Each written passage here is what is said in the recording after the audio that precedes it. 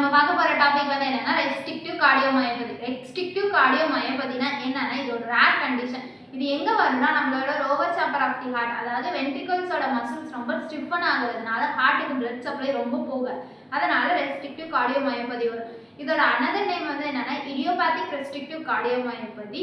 இன்னொன்று வந்து என்னன்னா இன்ஃபில்ட்ரேட் கார்டியோமயோபதி. அடுத்து இதோட பாத்தோபிசியாலஜி. பாத்தோபிசியாலஜி என்னன்னா டயஸ்டோலிக் டிஸ்ஃபங்க்ஷன் ஆகும். அதாவது டயஸ்டோலிக் டிஸ்ஃபங்க்ஷன் எப்படி ஆகும்னா மயோகார்டியம் ரொம்ப ஸ்டிஃப் ஆகிறதுனால இம்பார்ட் வென்ட்ரிகுலர் ஃபில்லிங் வந்து ரொம்ப கம்மியாகிறதுனால டயஸ்டோலிக் டிஸ்ஃபங்க்ஷன் ஆகும்.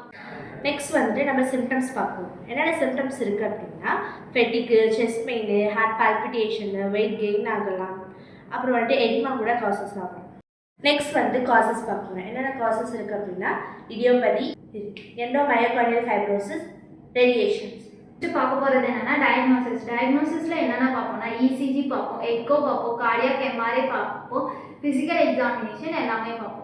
நெக்ஸ்ட்டு நம்ம பார்க்க போகிறது என்னென்னா மேனேஜ்மெண்ட்டில் என்னென்ன கொடுப்போம்னா diabetics, beta blockers, anticoagulant, sometimes heart transplantation பண்ணுவோம். பிடிச்சிருந்தா லைக் பண்ணுங்கள், ஷேர் பண்ணுங்கள், கமெண்ட் பண்ணுங்கள், மறக்காமல் எங்கள் சேனலை சப்ஸ்கிரைப் பண்ணிட்டு இன்ஸ்டாவில் ஃபாலோ பண்ணிடுங்க.